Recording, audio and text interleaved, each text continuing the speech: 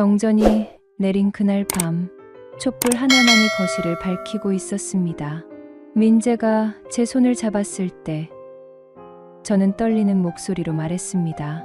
이러면 안 돼요. 당신은 제 시동생이잖아요. 하지만 민재는 고개를 저었습니다. 형수님, 저 더 이상 못 참겠어요.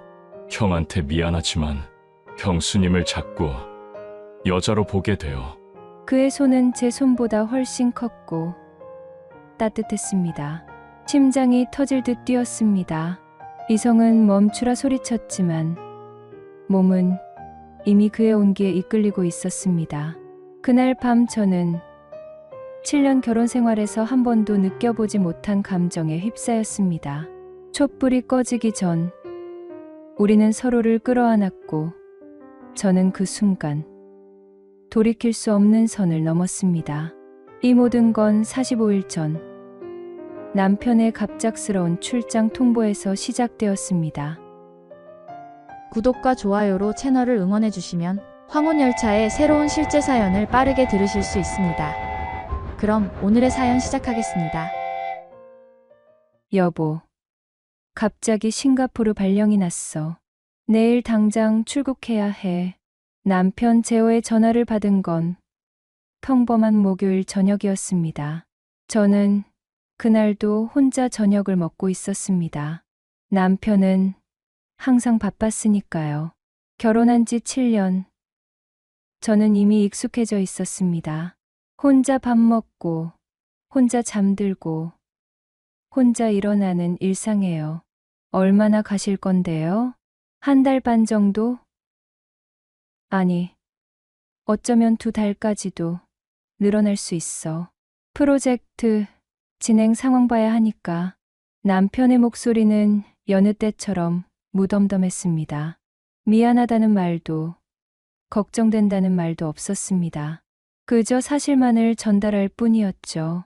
저는 대답했습니다. 알겠어요. 조심히 다녀오세요. 전화를 끊고 나서 저는 한참을 그 자리에 서 있었습니다.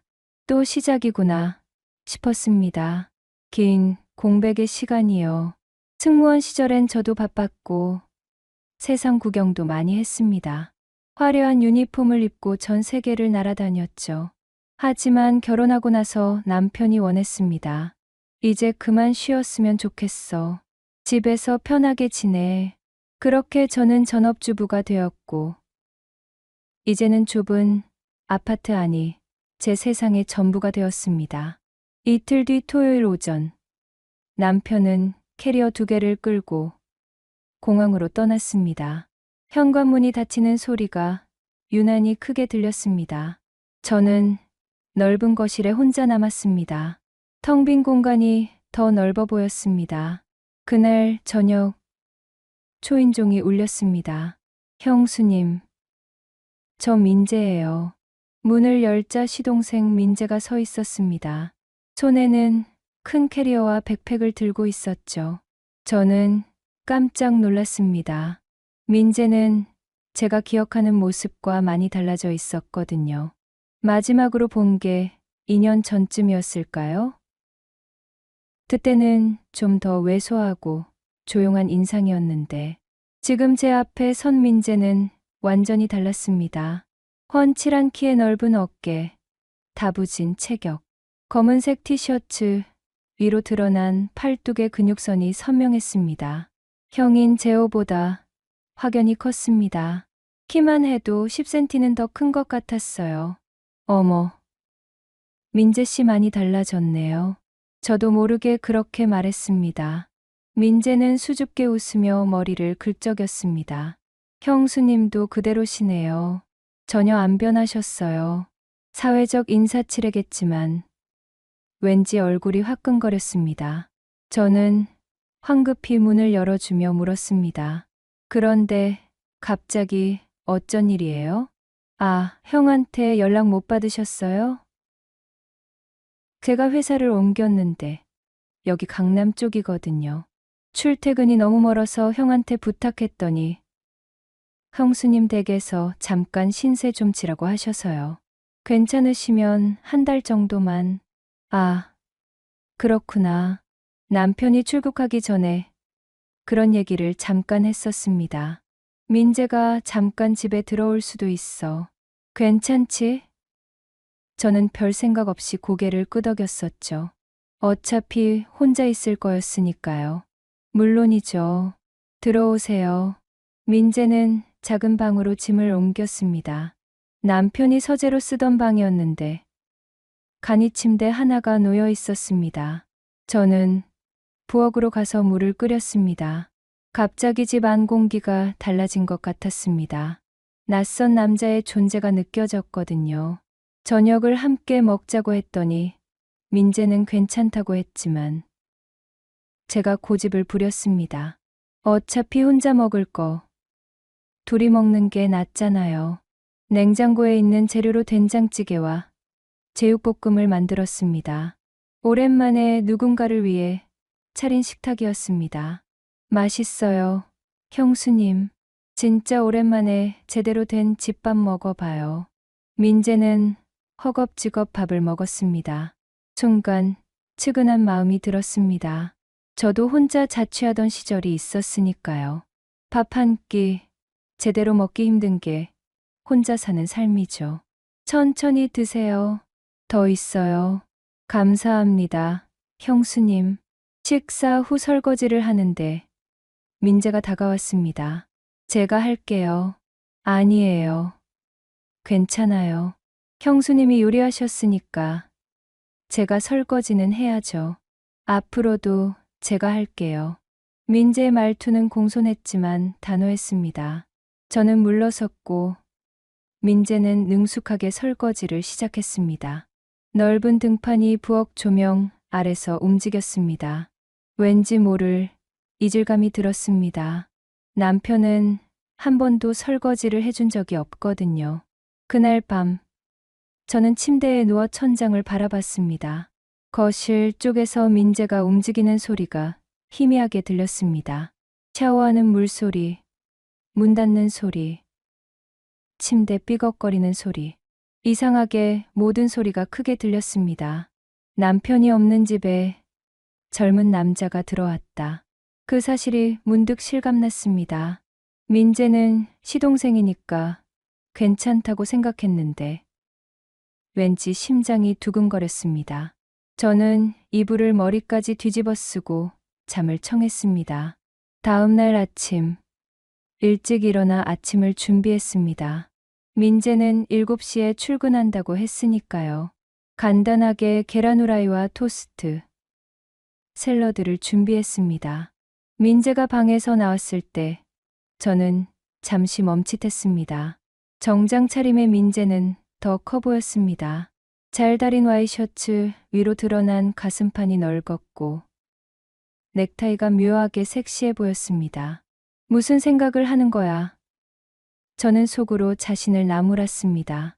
형수님, 아침까지 차려주시다니 정말 감사합니다. 출근하는데 굶으면 안 되죠. 앞으로도 아침은 제가 챙겨드릴게요. 너무 신경 쓰지 마세요. 형한테 폐 끼친다고 혼날 것 같아요. 민재는 웃으며 식사를 시작했습니다. 저도 마주 앉아 커피를 마셨습니다. 오랜만에 아침 식탁에 누군가와 함께 앉아 있었습니다.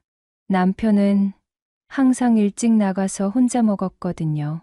형수님은 오늘 뭐 하실 거예요? 글쎄요. 집 정리하고 별거 없어요. 심심하시겠어요. 익숙해요. 짧은 대화였지만 왠지 편안했습니다. 민재는 말이 많지 않았지만 듣는 태도가 좋았습니다. 제 말에 고개를 끄덕이고 눈을 마주치고 진심으로 궁금해하는 것 같았어요.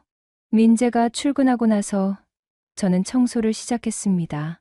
민재가 쓰는 방도 정리해주고 화장실도 깨끗이 닦았습니다. 점심을 먹고 나서 남편에게 영상통화를 걸었습니다. 여보, 잘 지내요? 응. 바빠. 프로젝트가 생각보다 복잡해. 남편의 얼굴은 피곤해 보였습니다. 배경으로 호텔 방이 보였습니다. 민재 씨, 잘 들어왔어요. 어제부터 같이 지내고 있어요. 그래? 민재한테 패 끼치지 말라고 해. 그냥 잠만 자고 가라고. 아니에요. 괜찮아요. 오히려 제가 심심하지 않아서 좋아요. 남편은 별 관심 없다는 듯 고개를 끄덕였습니다. 그래. 알아서 해. 나 바빠서 끊을게. 통화는 3분도 안 돼서 끝났습니다. 저는 멍하니 화면을 바라봤습니다. 언제부터였을까요? 남편과의 통화가 이렇게 무미건조해진 게요. 예전엔 분명 설레는 순간도 있었는데, 이제는 그저 형식적인 안부만 주고받을 뿐이었습니다. 저녁 무렵, 민재가 돌아왔습니다. 형수님, 다녀왔습니다. 어서 오세요. 씻고 나오세요. 저녁 준비할게요. 아, 제가 치킨이라도 시킬게요. 매일 요리하시면 힘드시잖아요. 괜찮아요. 어차피 저도 먹을 건데 뭐. 오늘은 김치찌개 끓였어요. 민재는 샤워를 하러 갔고, 저는 식탁을 차렸습니다. 김치찌개에 김, 계란말이, 오이 무침을 준비했습니다. 민재가 나왔을 때 저는 잠깐 숨이 멎는 것 같았습니다. 젖은 머리에서 물방울이 떨어지고 집에서 편하게 입는 듯한 회색 티셔츠와 트레이닝 바지를 입고 있었습니다. 티셔츠가 몸에 딱 붙어서 탄탄한 가슴과 복근 라인이 은은하게 드러났습니다. 저는 황급히 시선을 돌렸습니다. 앉으세요. 감사합니다. 저녁을 먹으며 민재가 물었습니다. 형수님, 혹시 심심하시면 저녁에 같이 영화라도 보실래요? 요즘 넷플릭스에 재밌는 거 많더라고요. 그래요? 좋아요. 식사 후, 우리는 소파에 나란히 앉았습니다.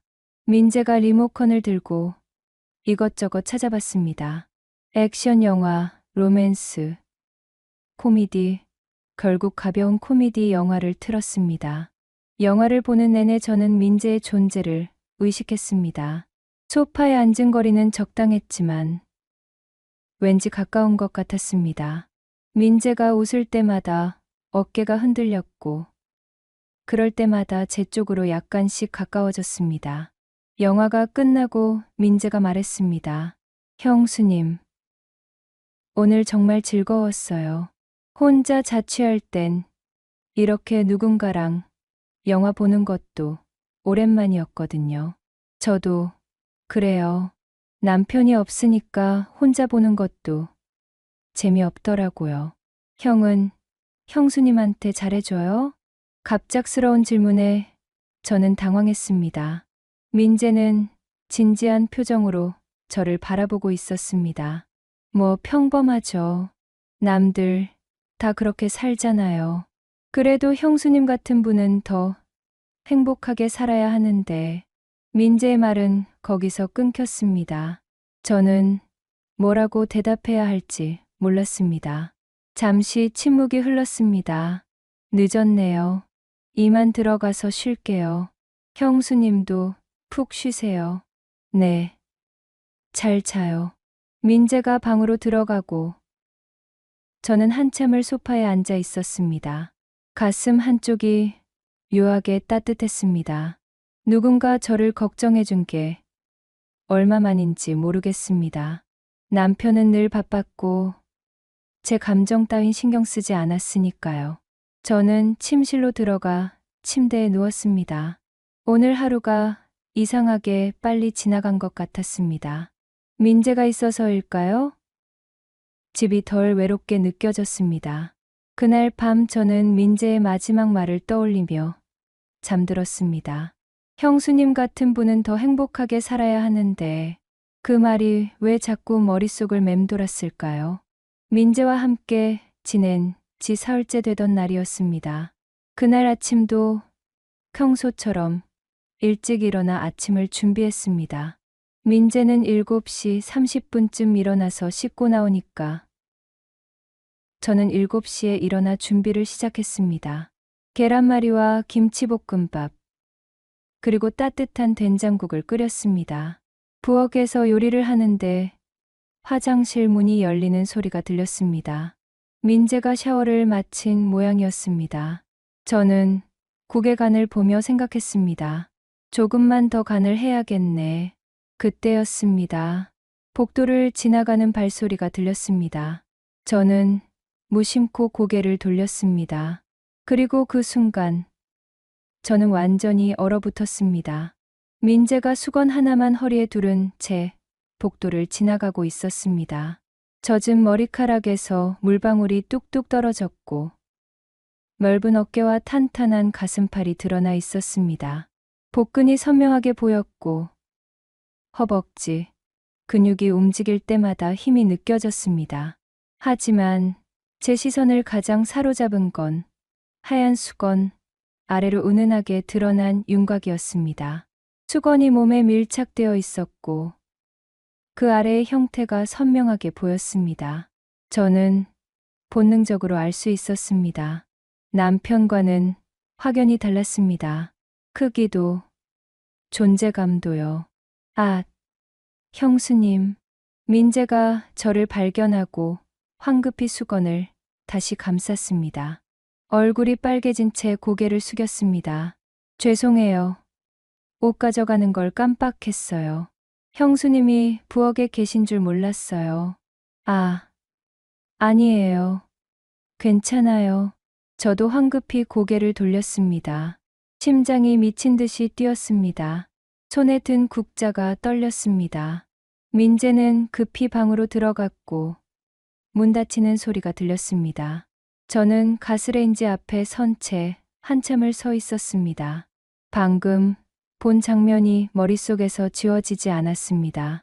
넓은 어깨, 탄탄한 몸, 그리고 그것, 수건 아래로 드러난 그 압도적인 형태.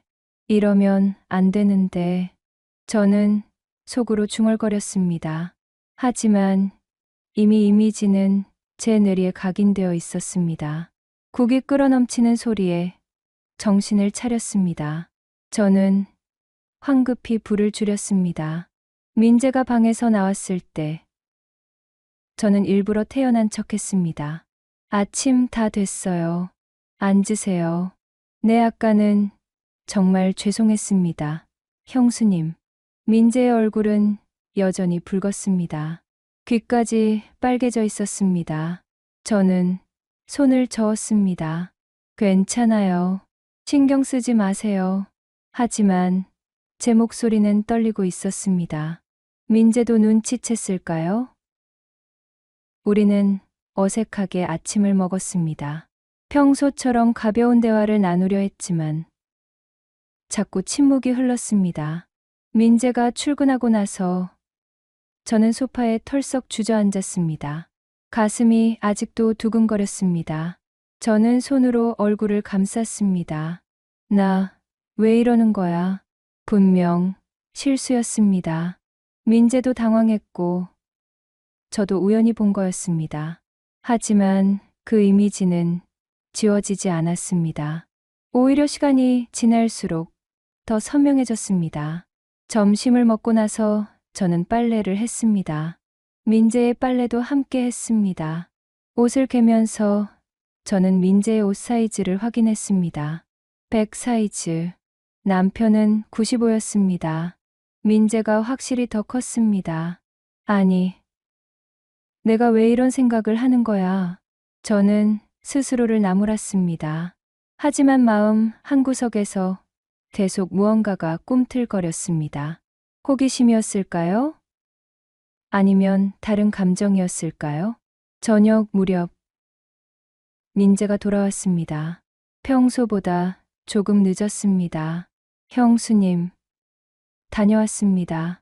늦어서 죄송해요. 괜찮아요. 무슨 일 있었어요?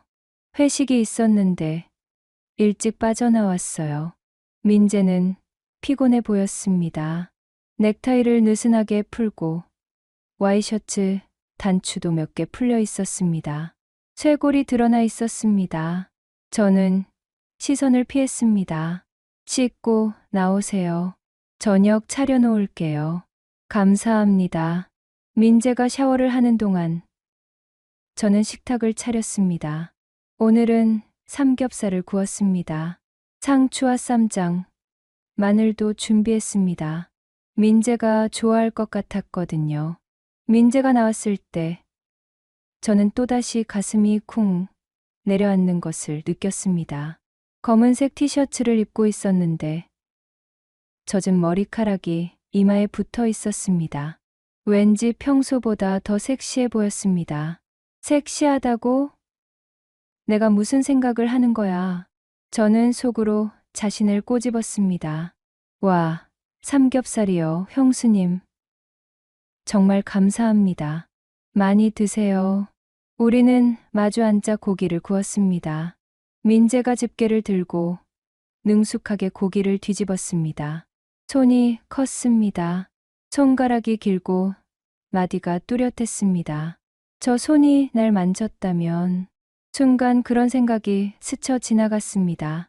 저는 깜짝 놀라 고개를 흔들었습니다.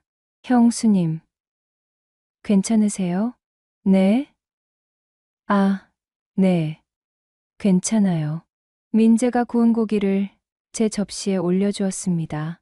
드세요, 형수님. 고마워요. 고기를 먹으면서 우리는 이런저런 이야기를 나눴습니다. 민재의 회사 이야기, 제 승무원 시절 이야기. 대화가 이어지면서 아침의 어색함은 조금씩 사라졌습니다. 형수님, 승무원 하실 때 정말 멋있었을 것 같아요. 그냥 그랬어요. 힘들기도 했고요. 그래도 전 세계를 다니셨잖아요. 부러워요. 지금은 그냥 집에서 뒹굴뒹굴하는 아줌마예요. 아줌마라니요. 형수님은 정말 예쁘세요. 민재의 말에 저는 멈칫했습니다. 그의 눈빛이 진지했습니다. 저를 똑바로 바라보고 있었습니다. 고마워요. 그런 말 들은 게 정말 오래됐어요. 형이 바보예요. 형수님 같은 분한테 그런 말도 안 해주다니. 순간 가슴이 뜨거워졌습니다. 민재는 무심코 한 말이었겠지만 제게는 너무나 큰 위로였습니다. 남편은 한 번도 저를 예쁘다고 말한 적이 없었거든요. 결혼 전에도, 결혼 후에도요. 민재 씨 참 착하네요. 저는 그냥 사실을 말했을 뿐이에요. 식사가 끝나고 설거지를 하는데 민재가 옆에 섰습니다. 제가 할게요. 아니에요. 제가 할게요. 형수님이 요리하셨으니까 제가 설거지는 해야죠. 우리는 함께 설거지를 했습니다. 좁은 싱크대 앞에서 어깨가 스쳤습니다. 민재의 팔이 제 팔에 닿았습니다. 따뜻했습니다. 저는 심장이 빨리 뛰는 것을 느꼈습니다. 설거지를 마치고 우리는 소파에 앉았습니다. 오늘도 영화를 보기로 했습니다. 민재가 고른 건 로맨스 영화였습니다. 형수님, 로맨스 괜찮으세요? 네. 좋아요. 영화가 시작됐습니다. 중년, 남녀의 사랑 이야기였습니다. 남자 주인공이 여자 주인공을 끌어안는 장면에서 저는 괜히 목이 말랐습니다. 옆에 앉은 민재가 의식됐습니다. 영화 중반쯤 침대 신이 나왔습니다. 직접적이진 않았지만 두 사람이 격렬하게 키스하고 옷을 벗는 장면이었습니다. 저는 숨이 막혔습니다. 옆에서 민재도 조금 불편한 듯 자세를 바꿨습니다. 민재도 저런 거 할 때 어떨까? 또 그런 생각이 들었습니다. 저는 황급히 시선을 돌렸습니다. 하지만 머릿속에서는 아침에 봤던 그 장면이 떠올랐습니다. 수건 아래로 드러난 윤곽. 영화가 끝나고 민재가 말했습니다. 형수님, 괜찮으셨어요? 좀 야한 장면이 있었는데. 괜찮아요. 성인인데 뭐. 저는 태연한 척했지만 목소리가 약간 떨렸습니다. 그럼 저 이만 들어갈게요. 내일도 일찍 일어나야 해서요. 네. 잘 자요. 민재가 방으로 들어가고 저는 소파에 그대로 앉아 있었습니다. 가슴이 두근거렸습니다. 오늘 하루 종일 민재를 의식했습니다. 그의 몸, 그의 손, 그의 눈빛, 그의 목소리. 나, 왜 이러는 거지? 저는 스스로에게 물었습니다. 민재는 시동생입니다. 남편의 동생이에요. 절대 넘어서는 안 되는 선입니다. 하지만 마음 한구석에서 무언가가 꿈틀거렸습니다. 그날 밤, 저는 침대에 누워 천장을 바라봤습니다. 남편에게 영상통화를 걸까 하다가 그만뒀습니다. 통화해봤자 3분이면 끝날 테니까요. 대신 저는 눈을 감았습니다. 그리고 머릿속에는 자꾸 민재의 모습이 떠올랐습니다. 넓은 어깨, 탄탄한 가슴, 수건 아래의 윤곽. 안 돼, 안 돼. 저는 속으로 되뇌었습니다. 하지만 몸은 정직했습니다. 가슴이 뛰었고, 숨이 가빠졌고, 아랫배에 이상한 열기가 느껴졌습니다. 저는 오랫동안 잠들지 못했습니다. 다음 날부터 저는 민재를 더 의식하게 됐습니다. 아침에 식탁에 마주 앉을 때 민재의 손이 눈에 들어왔습니다. 젓가락을 쥔 손가락, 컵을 감싼 손바닥, 모든 게 크고 힘이 있어 보였습니다. 민재가 출근할 때, 현관에서 신발을 신는 모습을 봤을 때, 허리를 숙인 넓은 등판이 눈에 들어왔습니다. 정장 재킷 위로도 드러나는 탄탄한 체격. 저녁에 함께 TV를 볼 때 소파에 앉은 민재의 허벅지가 눈에 들어왔습니다. 트레이닝 바지 위로도 드러나는 근육의 윤곽. 모든 게 의식됐습니다. 그리고 저는 깨달았습니다. 제가 민재를 단순히 시동생으로만 보고 있지 않다는 것을요. 저는 그를 한 명의 남자로 보기 시작했습니다. 일주일이 지났습니다. 어느 날 저녁, 민재가 퇴근하고 돌아왔을 때 힘들어 보였습니다. 형수님, 오늘 너무 피곤해요. 프로젝트가 끝나질 않네요. 많이 힘들었나 봐요. 씻고 나와요. 맥주라도 한잔 할까요? 정말요? 형수님도 드세요? 가끔은 마셔요. 민재가 샤워를 하고 나왔습니다. 저는 냉장고에서 맥주를 꺼내 식탁에 놓았습니다. 안주로 오징어와 땅콩을 준비했습니다. 건배해요. 건배. 맥주잔이 부딪히는 소리가 경쾌했습니다. 저는 시원하게 맥주를 마셨습니다. 오랜만에 마시는 술이었습니다. 형수님, 술 드시는 모습도 멋있으시네요. 무슨 소리예요? 진짜예요. 형수님은 뭘 해도 멋있어요. 민재는 약간 취한 듯 눈이 풀려 있었습니다. 저도 조금 취기가 올라왔습니다. 민재 씨는 여자친구 없어요? 없어요. 일만 하다 보니까요. 잘생겼는데 여자들이 안 좋아해요? 글쎄요. 제가 너무 조용해서 재미없대요. 그런 거 아닌데 민재 씨는 충분히 매력적이에요. 순간 민재가 저를 똑바로 바라봤습니다. 눈빛이 진지했습니다. 형수님 저한테 그런 말 하시면 제가 착각할 것 같아요. 착각이요? 형수님이 저를 남자로 봐주시는 것처럼요. 심장이 쿵 내려앉았습니다. 제 표정이 굳었습니다. 민재는 황급히 말을 이었습니다. 아, 죄송해요. 제가 술 마셔서 헛소리했어요. 잊어주세요. 아니에요. 괜찮아요. 하지만 저는 대답하지 못했습니다. 민재의 말이 맞았으니까요. 저는 이미 그를 남자로 보고 있었습니다. 그날 밤 저는 더 이상 잠들 수 없었습니다. 민재의 눈빛이, 목소리가, 존재가 제 머릿속을 가득 채웠습니다. 그날 밤 이후로 우리 사이의 공기가 미묘하게 달라졌습니다. 민재는 여전히 공손했고 저는 여전히 형수로서 그를 대했지만 뭔가 말로 표현할 수 없는 긴장감이 흘렀습니다. 눈이 마주칠 때마다 먼저 시선을 피했고 우연히 손이 닿으면 전기가 흐르는 것처럼 움찔했습니다. 민재와 함께 지낸 지 2주가 지났습니다. 어느 날 저녁, 저는 저녁 준비를 하고 있었습니다. 오늘은 민재가 좋아하는 된장찌개를 끓이기로 했습니다. 냉장고에서 두부를 꺼내려는데 선반 깊숙이 밀려 들어가 있었습니다. 에휴, 저는 발끝으로 서서 손을 뻗었지만 닿지 않았습니다. 그때 뒤에서 긴 팔이 슥 뻗어나왔습니다. 제가 꺼내드릴게요. 민재의 목소리였습니다. 그는 어느새 제 바로 뒤에 서 있었습니다. 저는 숨이 멎는 것 같았습니다. 민재의 몸이 제 등에 거의 닿을 듯 가까웠거든요. 그의 팔이 제 머리 위로 뻗어나가며 두부를 꺼냈습니다. 여기요. 민재가 두부를 건네주었습니다.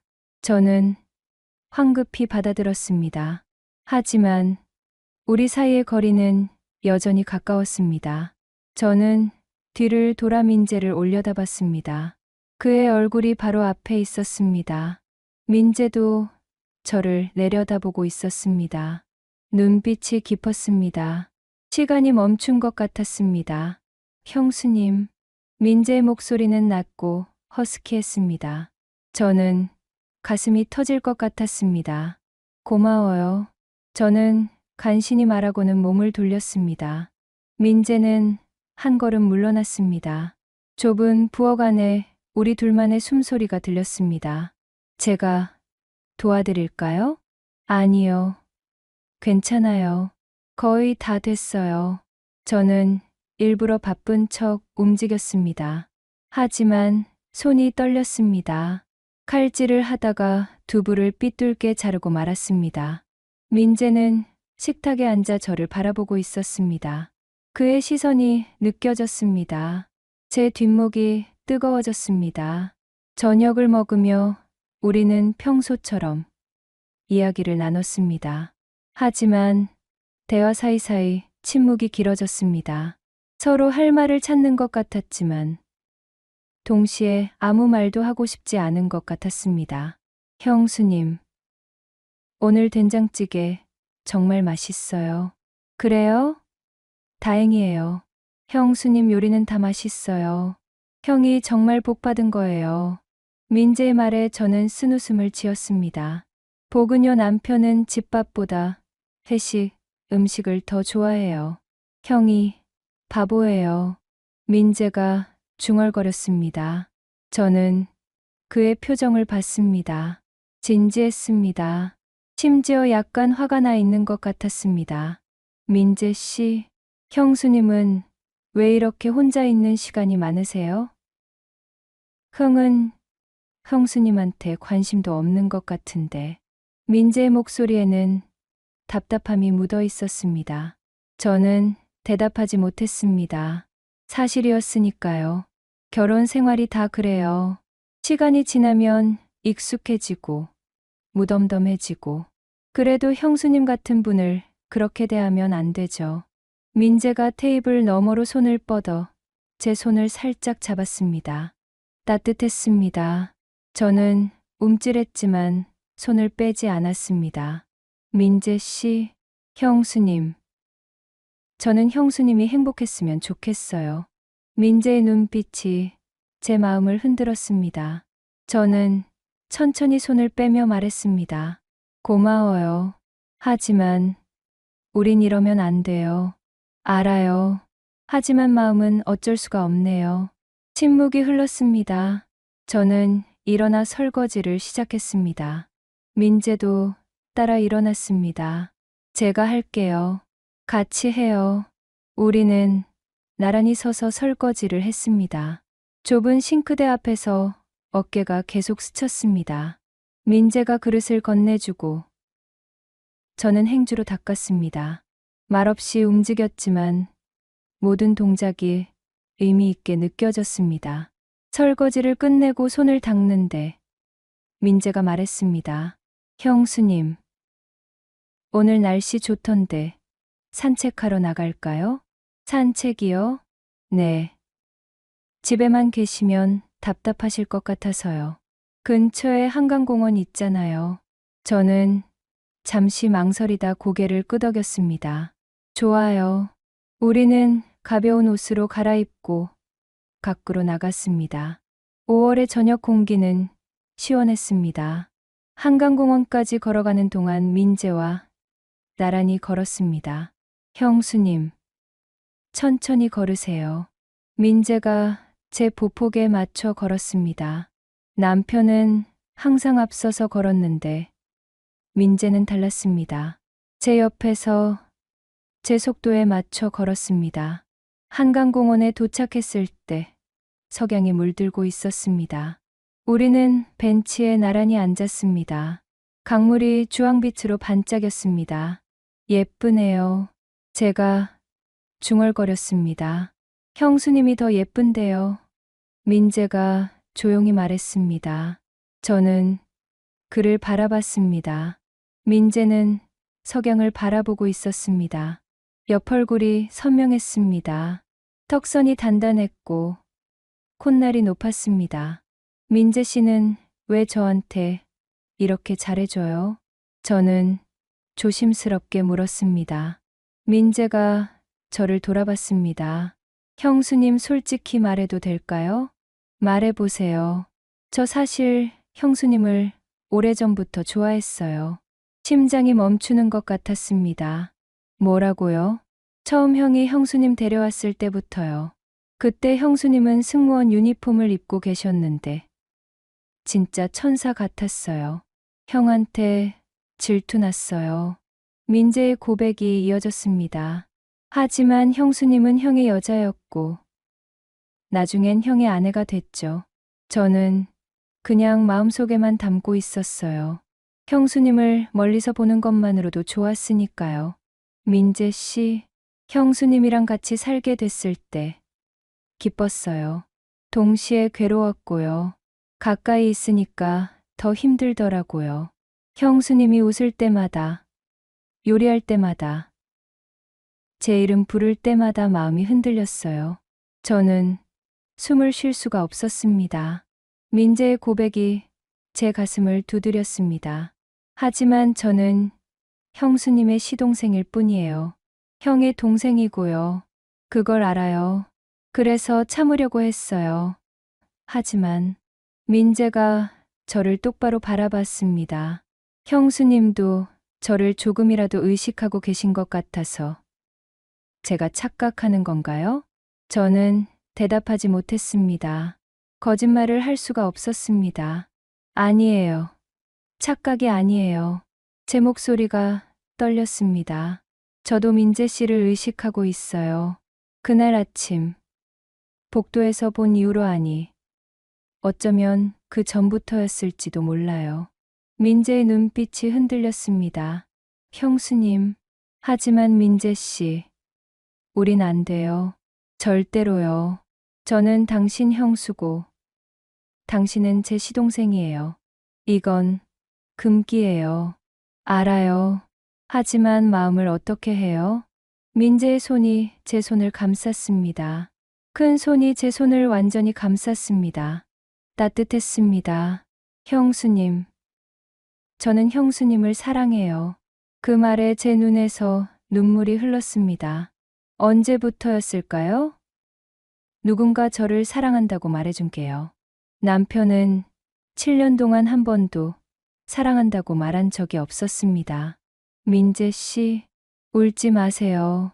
제가 잘못했어요. 형수님 힘들게 하려던 게 아니었어요.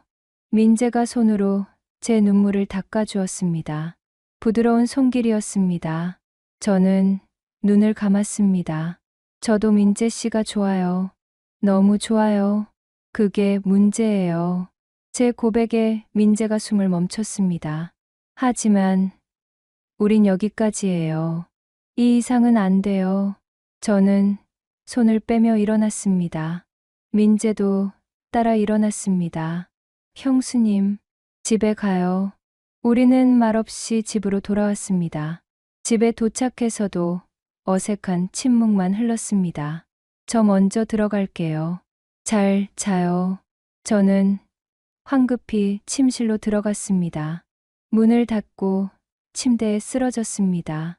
가슴이 터질 것 같았습니다. 저는 베개에 얼굴을 묻고 울었습니다. 왜 이렇게 됐을까요? 왜 하필 민재였을까요? 왜 하필 지금이었을까요? 그날 밤 저는 잠들지 못했습니다. 다음 날 아침, 저는 일부러 민재가 출근한 후에 일어났습니다. 마주치기가 두려웠거든요. 하지만 식탁 위에 쪽지가 놓여 있었습니다. 형수님, 어젯밤 죄송했습니다. 형수님을 힘들게 하려던 게 아니었어요. 오늘 저녁은 회식이 있어서 늦을 것 같습니다. 저녁 걱정 마시고 드세요. 민재, 저는 쪽지를 손에 쥔 채 한참을 서 있었습니다. 그날 저녁, 민재는 정말 늦게 들어왔습니다. 11시가 넘어서였습니다. 저는 거실에서 기다리고 있었습니다. 형수님, 아직 안 주무셨어요? 네, 잠이 안 와서요. 민재는 피곤해 보였습니다. 눈 밑에 그림자가 드리워져 있었습니다. 민재 씨, 앉아요. 할 말이 있어요. 우리는 소파에 나란히 앉았습니다. 저는 심호흡을 하고 말했습니다. 어제 제가 한 말 진심이었어요. 민재 씨를 좋아해요. 하지만 우린 정말 안 돼요. 알아요, 형수님. 남편이 돌아오면 민재 씨는 나가셔야 해요. 우린 더 이상 이렇게 가까이 있으면 안 돼요. 민재는 고개를 끄덕였습니다. 알겠습니다. 형이 돌아오기 전에 나갈게요. 고마워요. 침묵이 흘렀습니다. 그리고 민재가 조심스럽게 말했습니다. 형수님, 그럼 형이 돌아오기 전까지만 이렇게 같이 있을 수 있을까요? 그냥 지금처럼만이요. 저는 민재를 바라봤습니다. 그의 눈빛에는 간절함이 담겨 있었습니다. 그래요, 그때까지만. 우리는 약속했습니다. 위험한 약속이었습니다. 하지만 그때 저는 몰랐습니다. 그 약속이 얼마나 위태로운 것인지를. 민재와 함께 지낸 지 3주가 지났습니다. 우리는 약속대로 선을 지키려 노력했습니다. 하지만 가까이 있을수록 더 힘들어졌습니다. 눈이 마주칠 때마다 심장이 뛰었고 손이 스칠 때마다 전기가 흘렀습니다. 공기는 점점 뜨거워졌습니다. 그날은 금요일이었습니다. 아침부터 날씨가 이상했습니다. 하늘이 잿빛으로 흐리고 바람이 강하게 불었습니다. 유수에서는 태풍 소식을 전했습니다. 형수님, 오늘 태풍 온대요. 혹시 모르니까 창문 다 잠그고 계세요. 알았어요. 조심히 다녀와요. 민재가 출근하고 나서 저는 집 안을 점검했습니다. 창문을 닫고 베란다 물건들을 정리했습니다. 오후부터 빗방울이 떨어지기 시작했습니다. 저녁 무렵 비는 폭우로 변했습니다. 창문을 두드리는 소리가 요란했습니다. 바람이 세게 불어 건물이 흔들리는 것 같았습니다. 저는 걱정이 되어 민재에게 문자를 보냈습니다. 민재 씨, 괜찮아요? 비 많이 오는데 조심해서 오세요. 금방 답장이 왔습니다. 네, 형수님. 지금 퇴근합니다. 조금 늦을 것 같아요. 저는 저녁을 준비했습니다. 비 오는 날엔 따뜻한 국물이 좋을 것 같아서 김치전과 파전을 부쳤습니다. 막걸리도 준비했습니다. 8시가 넘어 현관문이 열렸습니다. 형수님, 다녀왔습니다. 민재가 들어왔을 때 완전히 젖어 있었습니다. 머리카락에서 물이 뚝뚝 떨어지고 정장이 흠뻑 젖어 몸에 달라붙어 있었습니다. 어머, 왜 이렇게 젖었어요? 우산이 바람에 망가져서 괜찮아요. 빨리 씻어요. 감기 걸려요. 민재는 황급히 화장실로 들어갔습니다. 샤워하는 물소리가 들렸습니다. 저는 그의 젖은 옷을 세탁기에 넣고 수건을 준비해 문 앞에 놓아뒀습니다. 민재가 나왔을 때 김이 모락모락 나고 있었습니다. 회색 티셔츠를 입고 있었는데 역시나 몸에 딱 붙어 있었습니다. 젖은 머리를 수건으로 말리며 나오는 모습에 저는 잠시 넋을 잃었습니다. 형수님, 고마워요. 전 부쳤어요. 같이 먹어요. 우리는 식탁에 마주 앉았습니다. 바삭한 전과 시원한 막걸리가 잘 어울렸습니다. 형수님, 막걸리까지 준비하셨네요. 비 오는 날엔 이게 최고죠. 정말 맛있어요. 우리는 전을 먹으며 막걸리를 마셨습니다. 한 잔, 두 잔, 세 잔. 어느새 막걸리 한 병이 비었습니다. 하나 더 딸까요? 좋아요. 저는 냉장고에서 막걸리를 하나 더 꺼냈습니다. 약간 취기가 올라왔습니다. 얼굴이 화끈거렸습니다. 형수님, 얼굴 빨개지셨어요. 민재 씨도요. 우리는 웃었습니다. 밖에서는 여전히 비가 세차게 내리고 있었습니다. 천둥 소리가 요란하게 울렸습니다. 우와, 천둥 소리 엄청나네요. 무섭지 않으세요? 괜찮아요. 민재 씨가 있으니까. 그 말에 민재가 저를 바라봤습니다. 눈빛이 깊어졌습니다. 형수님, 바로 그때였습니다. 퍽, 갑자기 모든 불이 꺼졌습니다. 정전이었습니다. 거실이 순식간에 암흑 속으로 빠져들었습니다. 밖에서 들리는 빗소리만이 유일한 소리였습니다. 어머, 저는 깜짝 놀라 자리에서 일어났습니다. 형수님, 놀라지 마세요. 제가 여기 있어요. 민재의 목소리가 어둠 속에서 들렸습니다.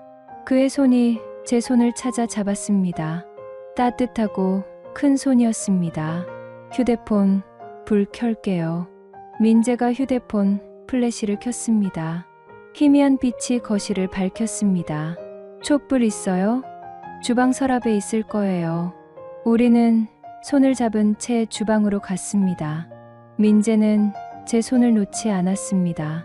서랍을 뒤져 촛불과 라이터를 찾아냈습니다. 거실, 테이블에 촛불 3개를 켰습니다. 촛불이 흔들리며 강안을 은은하게 비췄습니다. 민재의 얼굴이 촛불빛에 비쳤습니다. 평소보다 더 깊어 보이는 눈빛, 선명한 턱선. 앉아요. 우리는 다시 소파에 앉았습니다. 하지만 이번엔 전보다 더 가까이 앉았습니다. 촛불 하나를 사이에 두고요. 정전이 언제 풀릴까요? 글쎄요. 태풍이 지나가야 할 텐데. 밖에서는 여전히 폭우가 쏟아지고 있었습니다.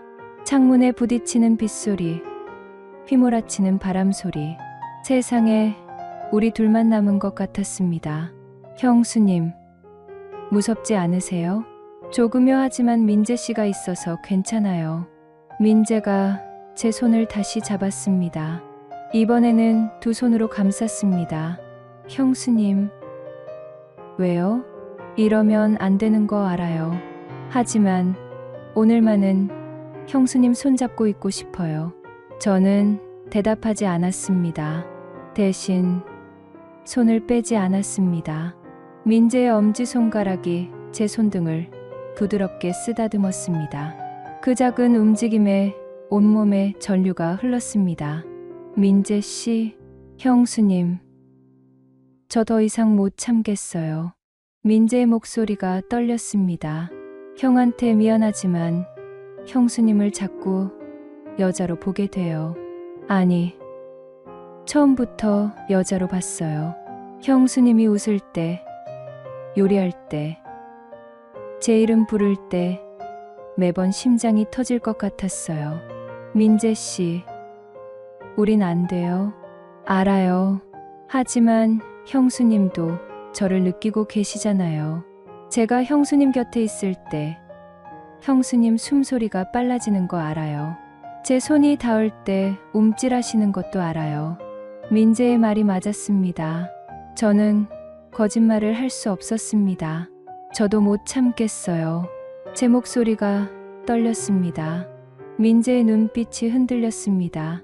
형수님, 민재가 천천히 얼굴을 가까이 했습니다. 저는 눈을 감았습니다. 그의 숨결이 느껴졌습니다. 입술이 가까워졌습니다.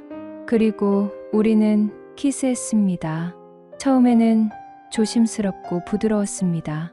민재의 입술이 제 입술을 감쌌습니다. 따뜻하고 부드러웠습니다. 하지만 점점 깊어졌습니다.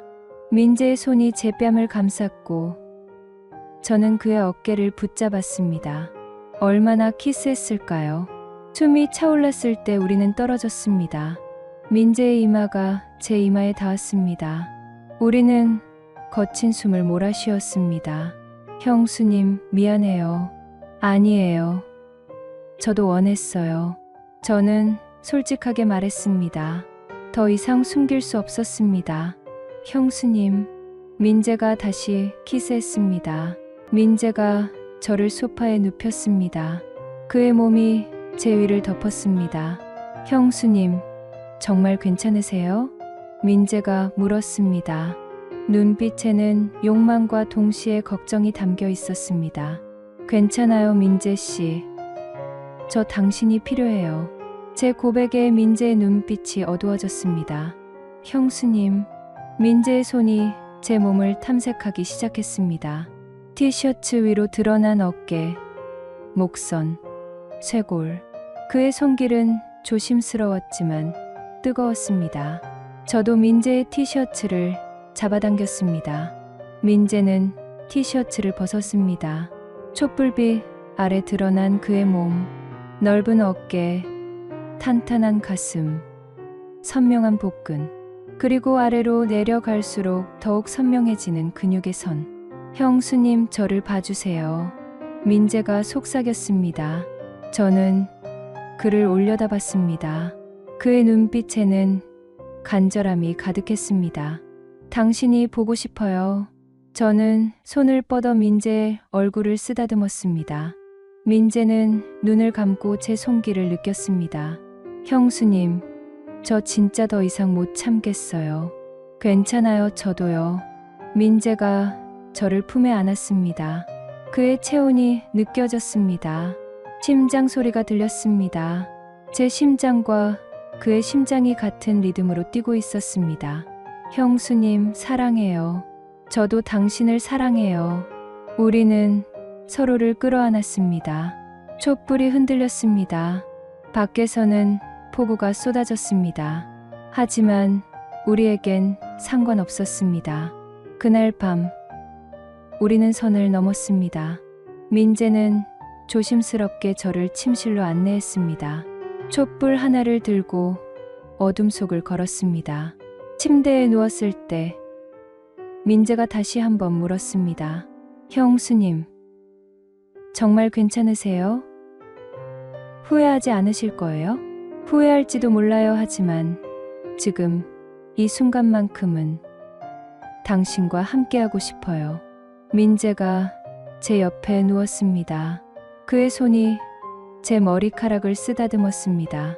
형수님, 제가 형수님을 행복하게 해드릴게요. 오늘 밤만큼은요. 민재의 키스가 다시 시작됐습니다. 그의 입술이 제 몸을 천천히 탐색했습니다. 저는 숨을 참을 수 없었습니다. 민재 씨, 형수님 아름다워요. 민재의 손길은 부드럽지만 확고했습니다. 그는 제 몸의 반응을 하나하나 확인하며 움직였습니다. 저는 그의 어깨를 붙잡았습니다. 민재 씨, 저 당신이, 제가 여기 있어요, 형수님. 민재가 저를 완전히 품에 안았습니다. 그리고 그 순간 저는 깨달았습니다. 남편과는 완전히 다르다는 것을요. 그날 아침 복도에서 봤던 그 존재감 그대로였습니다. 아니, 그보다 더 압도적이었습니다. 형수님, 천천히 할게요. 민재의 목소리는 떨리고 있었습니다. 저도 긴장했지만 동시에 원했습니다. 괜찮아요, 와줘요. 우리는 하나가 되었습니다. 처음엔 낯설었습니다. 남편과는 전혀 다른 감각이었습니다. 채워지는 느낌, 압도당하는 느낌. 저는 숨을 크게 들이마셨습니다. 우리는 밤새 서로를 탐했습니다. 촛불이 꺼질 때까지, 비가 그칠 때까지 우리는 멈추지 않았습니다. 저는 그날 밤 처음으로 알았습니다. 진짜 충족감이 무엇인지를요. 진짜 사랑이 무엇인지를요. 민재의 품에 안겨 잠들 때 저는 생각했습니다. 이건 꿈일까? 내일 아침 깨어나면 모두 사라질 꿈일까? 하지만 민재의 심장 소리가 생생하게 들렸습니다. 그의 체온이 느껴졌습니다. 그의 팔이 저를 감싸고 있었습니다. 이건 꿈이 아니었습니다. 저는 돌이킬 수 없는 선을 넘었습니다. 그리고 저는 후회하지 않았습니다. 아침 햇살이 커튼 사이로 비집고 들어왔습니다. 저는 천천히 눈을 떴습니다. 몸이 나른했습니다. 옆을 돌아보니 민재가 저를 바라보고 있었습니다. 미소를 띤 얼굴로요. 깼어요? 응. 언제부터 깨 있었어요? 1시간쯤. 형수님 자는 모습 보고 있었어요. 저는 얼굴이 화끈거렸습니다. 어젯밤 일들이 생생하게 떠올랐습니다. 우리가 나눈 키스, 포옹. 그리고 그 모든 것들. 부끄러워요. 왜요? 형수님 정말 아름다웠는데. 민재가 제 머리카락을 쓰다듬었습니다. 저는 그의 가슴에 얼굴을 묻었습니다. 민재 씨, 우리 큰일 났어요. 알아요. 하지만 후회하지 않아요. 저도요. 우리는 한참을 그렇게 누워 있었습니다. 서로를 아는 채로요. 밖에서는 새들이 지저귀고 있었습니다. 어젯밤의 폭풍우가 거짓말처럼 사라졌습니다. 배고프시겠어요? 아침 만들어 드릴게요. 민재가 일어났습니다. 저는 그의 벗은 등판을 바라봤습니다. 긁힌 자국이 선명했습니다. 제가 한 짓이었습니다.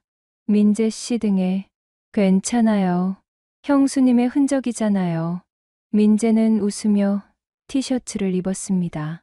저도 일어나 간단히 옷을 입고 부엌으로 갔습니다. 함께 아침을 만들었습니다. 계란 후라이와 토스트, 커피. 간단하지만 행복한 아침이었습니다. 민재가 제 뒤에서 껴안았습니다. 형수님 사랑해요. 저도 사랑해요. 우리는 키스했습니다.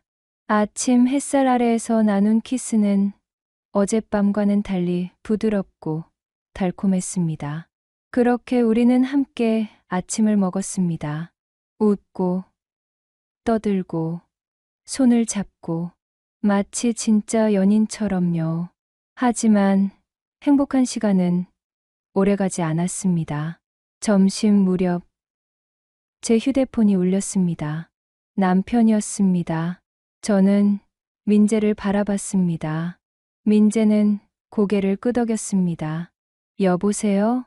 여보. 나야. 좋은 소식이야. 남편의 목소리는 들떠 있었습니다. 프로젝트가 예상보다 빨리 끝났어. 다음 주 월요일에 귀국해. 심장이 멈추는 것 같았습니다. 다음 주 월요일? 응. 이제 사흘 남았네. 집 정리 좀 해둬. 오랜만에 집밥 먹고 싶다. 남편은 아무것도 모른 채 말했습니다. 저는 민재를 바라봤습니다. 민재의 얼굴이 굳어 있었습니다. 알았어요. 조심히 와요. 전화를 끊고 나서 저는 주저앉았습니다. 민재가 다가와 저를 안아주었습니다. 형수님, 사흘 사흘밖에 안 남았어요. 저는 민재의 품에서 울었습니다. 민재도 함께 울었습니다. 우리는 끝을 알고 있었습니다. 그날부터 우리는 매 순간을 소중히 보냈습니다. 함께 요리하고, 함께 영화를 보고, 함께 산책했습니다. 밤에는 서로를 끌어안고 사랑을 나눴습니다. 마치 마지막인 것처럼요. 실제로 마지막이었으니까요. 토요일 밤, 우리는 소파에 나란히 앉아 있었습니다.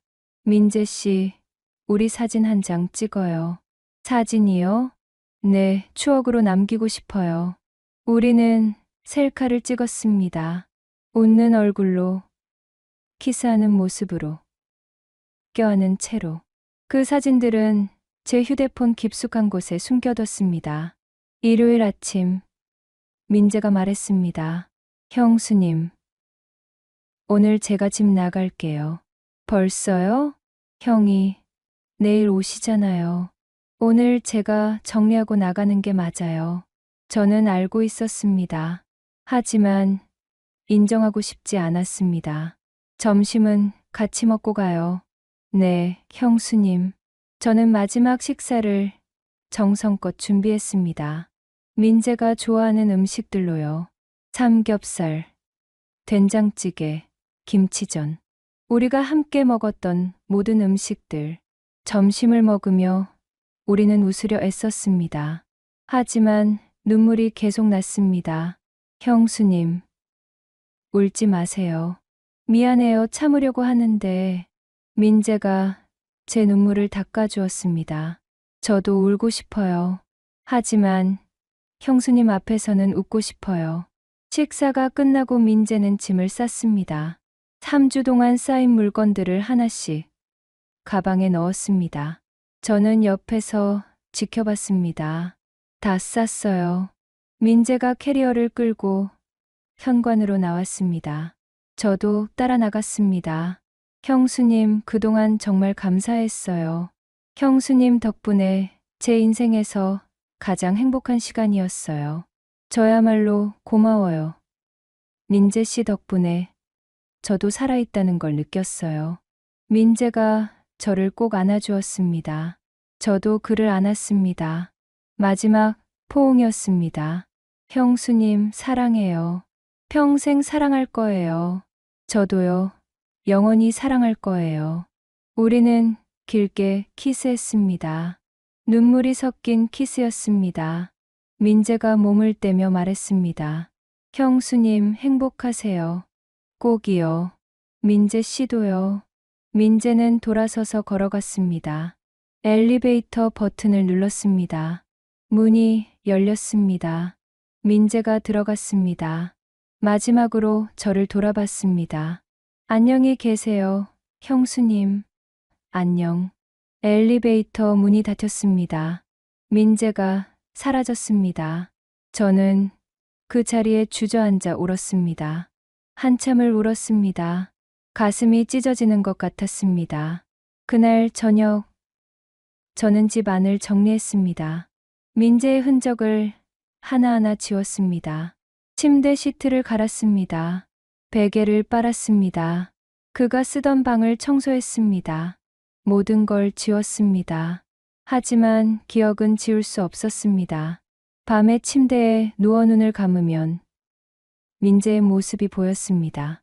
그의 웃음소리가 들렸습니다. 그의 체온이 느껴졌습니다.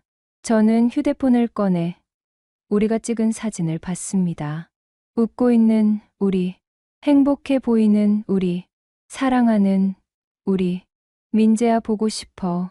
저는 속으로 중얼거렸습니다. 다음 날 월요일 오후, 남편이 돌아왔습니다. 다녀왔어. 어서 와요. 남편은 캐리어를 끌고 들어왔습니다. 45일 만이었습니다. 저는 남편을 바라봤습니다. 예전과 똑같았습니다. 무덤덤한 표정, 지친 얼굴, 집 깨끗하네. 민재는 나갔어? 네, 어제 나갔어요. 그래, 폐 끼쳤지? 고생했어. 그게 전부였습니다. 남편은 샤워를 하러 갔습니다. 저는 저녁을 준비했습니다. 저녁을 먹으며 남편이 말했습니다. 싱가포르는 습하더라. 다시는 가고 싶지 않아. 그랬겠네요. 너는 뭐 했어? 심심하지 않았어? 그냥 집에 있었어요. 거짓말이었습니다. 하지만 진실을 말할 수는 없었습니다. 밤이 되어 침대에 누웠습니다. 남편이 옆에 누웠습니다. 오랜만에 같은 침대에 누운 거였습니다. 여보. 남편이 저를 끌어안으려 했습니다. 저는 몸이 굳었습니다. 피곤해요. 오늘은 그냥 자요. 그래? 알았어. 남편은 금방 코를 골며 잠들었습니다. 저는 천장을 바라봤습니다. 민재가 떠올랐습니다. 그의 손길, 그의 키스, 그의 사랑, 모든 게 생생했습니다. 남편 옆에 누워있지만 제 마음은 다른 곳에 있었습니다. 일상은 다시 시작됐습니다. 남편은 출근하고 저는 집에서 청소하고 요리했습니다. 예전과 똑같은 일상이었습니다. 하지만 모든 게 달랐습니다. 아침을 준비할 때마다 민재가 떠올랐습니다. 저녁을 차릴 때마다 그가 생각났습니다. 소파에 앉아 TV를 볼 때마다 옆자리가 비어 있는 것 같았습니다. 일주일이 지났습니다. 어느 날 저녁 남편이 말했습니다. 여보, 너 요즘 왜 그래? 표정이 안 좋아. 그래요? 그냥 좀 피곤해서요. 무슨 일 있어? 아니에요. 아무 일도 없어요. 거짓말이었습니다. 하지만 말할 수 없었습니다. 그날 밤 남편이 다시 저를 안으려 했습니다. 저는 거부할 수 없었습니다. 7년을 함께한 남편이니까요. 하지만 남편과의 시간은 고통이었습니다. 모든 게 민재와 비교됐습니다. 작은 손, 짧은 시간, 무성의한 움직임, 충족감은 없었습니다. 끝나고 나서 남편은 금방 잠들었습니다. 저는 화장실로 가서 울었습니다. 소리 내지 않고 조용히. 민재야 보고 싶어. 한 달이 지났습니다. 저는 민재에게 연락하지 않았습니다. 민재도 연락하지 않았습니다. 우리는 약속했으니까요. 끝내기로요. 하지만 매일 밤 그를 떠올렸습니다.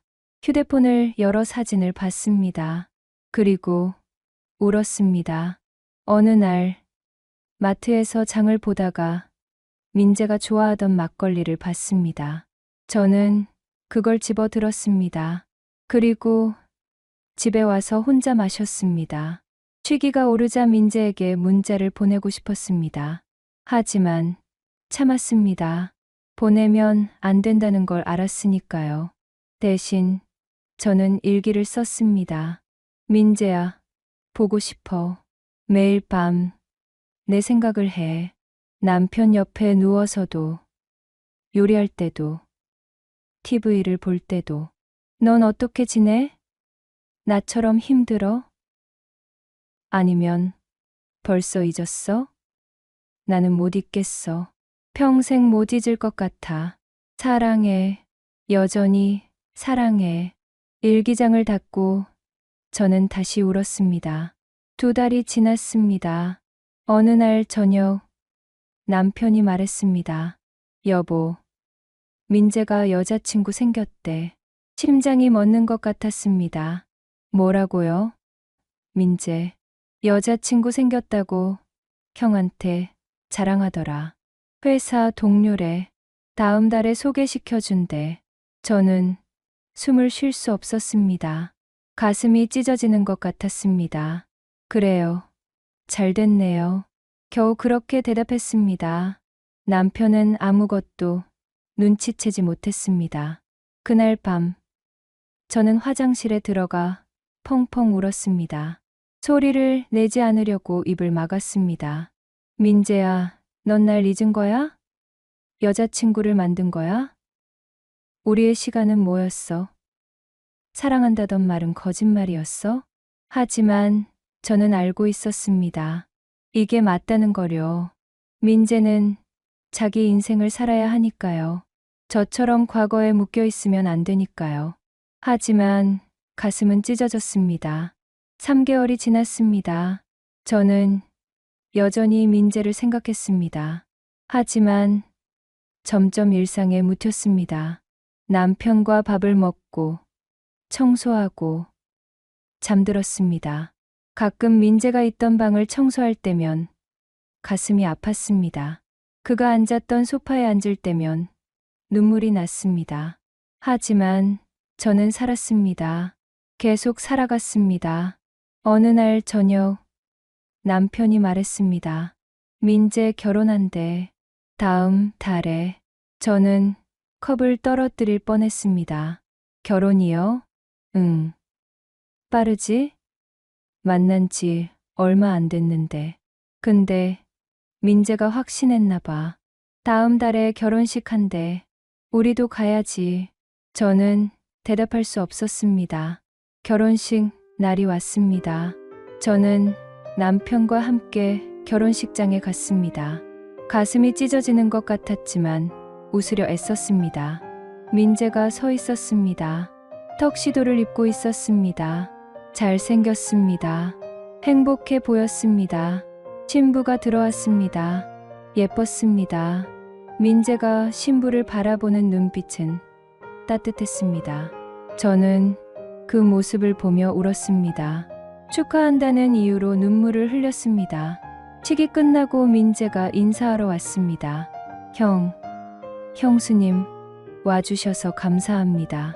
축하한다. 민재야, 남편이 말했습니다. 저는 입을 열 수 없었습니다. 민재가 저를 바라봤습니다. 눈빛이 잠시 흔들렸습니다. 하지만 금방 웃었습니다. 형수님, 건강하세요. 그게 마지막이었습니다. 민재는 신부와 함께 사라졌습니다. 저는 그 뒷모습을 바라봤습니다. 안녕, 민재야. 행복해. 부디 행복해. 그날 밤, 집에 돌아와 저는 휴대폰에 숨겨뒀던 사진들을 봤습니다. 마지막으로요. 웃고 있는 민재, 저를 안고 있는 민재, 키스하는 우리. 저는 사진들을 하나씩 지웠습니다. 아파도 지웠습니다. 눈물이 나도 지웠습니다. 마지막 사진까지 지우고 나서 저는 휴대폰을 내려놓았습니다. 이제 진짜 끝이야. 하지만 제 몸은 기억하고 있었습니다. 그날 밤의 온기를, 그의 손길을, 그의 사랑을 채워줬던 그 감각을. 남편 옆에서 잠들 때도 저는 여전히 그를 떠올렸습니다. 민재야, 사랑했어. 정말 사랑했어. 그리고 저는 알았습니다. 평생 잊지 못할 거라는 거려. 그 위험했던 45일을. 오늘 사연은 여기까지입니다. 무료 구독과 좋아요를 꾹 눌러주시면 황혼열차의 기가 막힌 다음 사연들을 좀 더 빠르게 들으실 수 있습니다. 그럼 오늘도 건강하고 행복하세요.